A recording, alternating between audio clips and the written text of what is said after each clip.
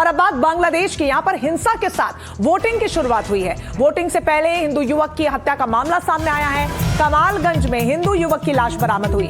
आज 299 सीटों पर मतदान हो रहा है और ये मतदान बहुत महत्वपूर्ण हो जाता है। पिछले 18 महीनों की बात करें तो बांग्लादेश में जैसे हालात बने हुए हैं, हिंसा, आगजनी का दंश बांग्लादेश झेल रहा है और ऐसे में शेख हसीना के सत्ता जाने के बाद, उनकी सरकार को उखाड़ फेंकने के बाद ये पहला आम चुनाव है। ऐसे में जनता कितना बढ़ चढ़ कर इसमें हिस्सा लेती है, देखना दिलचस्प होगा। दुनिया भर की निगाहें इस पर फिलहाल तस्वीरें आपको दिखा रहे हैं, लेकिन मतदान की जो शुरुआत हुई है वो भी हिंसा के साथ हुई है। इस पूरी खबर पर ज्यादा जानकारी के साथ सौरभ हमारे साथ जुड़ गए हैं। सौरभ, मतदान की प्रक्रिया शुरू हो चुकी है, क्या कुछ जानकारी मिल रही है? कितनी बड़ी तादाद में लोग पहुंच रहे हैं? क्योंकि पिछले 18 महीनों का अगर जिक्र करें तो हालात बहुत तनावपूर्ण बने हुए हैं। क्या लोग खौफजदा हैं या फिर अपने हक के लिए, नियम कायदों के लिए वो जा रहे हैं अपने वोट का इस्तेमाल करने?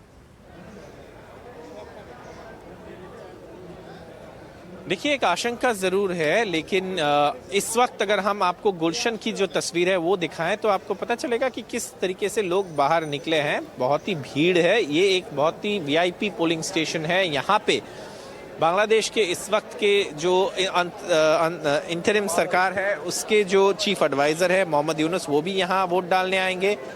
बांग्लादेश नेशनलिस्ट पार्टी, तारिक रहमान जो बांग्लादेश नेशनलिस्ट पार्टी के चेयरमैन है, वो भी यहाँ पे वोट डालने आएंगे। और इस चुनाव में जो मुख्य लड़ाई है वो है बांग्लादेश जमात इस्लामी और बांग्लादेश नेशनलिस्ट पार्टी के बीच में।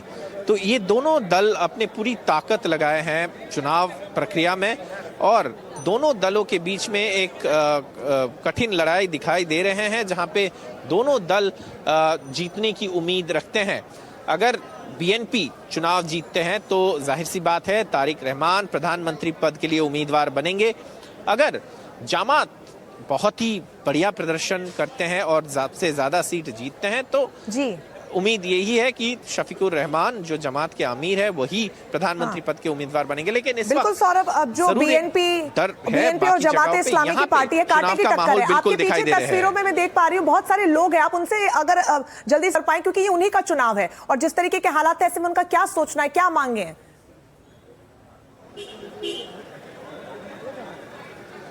देखिए, जो हिंसा की परिस्थिति है वो इस ढाका इलाका में उतना नहीं है, लेकिन ढाका के बाहर ज़रूर एक आशंका है।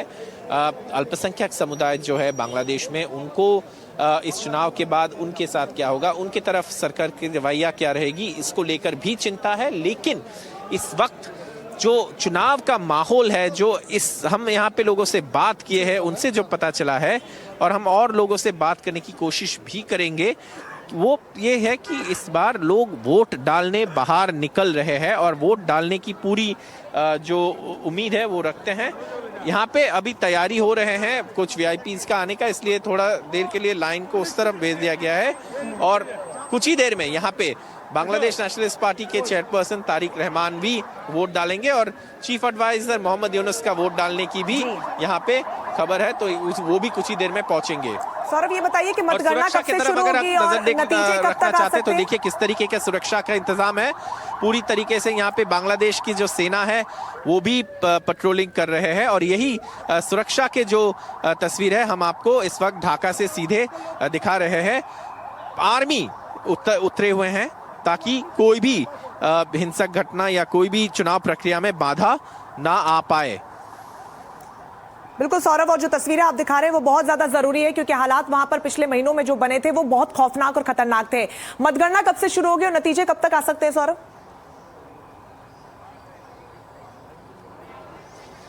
देखिए, जैसे ही चुनाव प्रक्रिया खत्म होगा, वोट डालने का प्रक्रिया खत्म होगा, 4:30 बजे काउंटिंग का प्रक्रिया शुरू हो जाएगा और ऐसा माना जा रहा है कि रात और कल सुबह तक क्लियर हो जाएगा कौन जीते हैं और जो भी जीतते हैं उनके दल के नेता प्रधानमंत्री बनेंगे और बांग्लादेश एक डेमोक्रेटिक सरकार फिर से बांग्लादेश को चलाएंगे, बांग्लादेश की शासन करेंगे।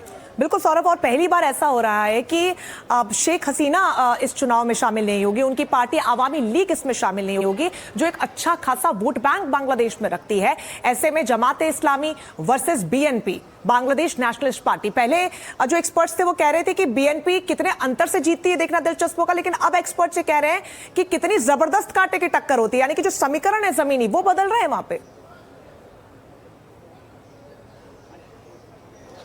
देखिए, जरूर जमात के लिए एक सर्ज मिला है, लेकिन बीएनपी एक पुराना पार्टी है। और आप जो बात कर रहे थे कि इस बार अवामी लीग नहीं है, इस बार मैं आपको बता दूं, बांग्लादेश में पिछले 3 दशक तक 2 महिलाओं के बीच में चुनाव होती थी जी। 2 महिलाओं के जो दल थे, एक बेगम खालिदा जिया और एक शेख हसीना।